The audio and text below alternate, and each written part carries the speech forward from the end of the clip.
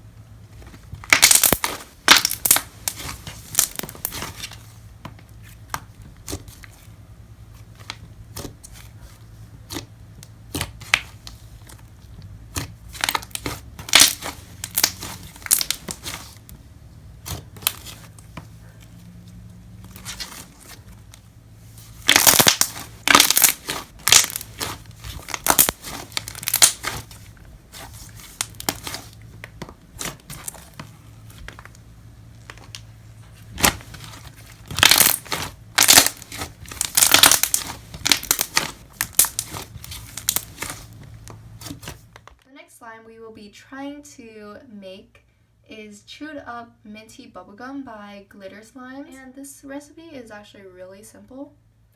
All you're going to be needing is glue, lotion, and some of these, and these are like packing foam.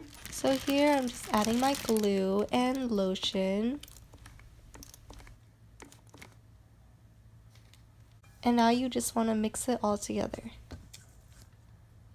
Now you want to get your foam and crush it up and mix it in the slime.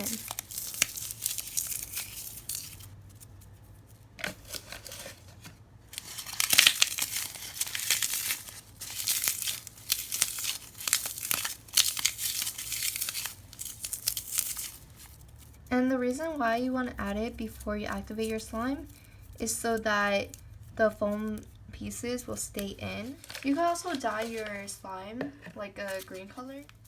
And now just cover it all in your slime mixture.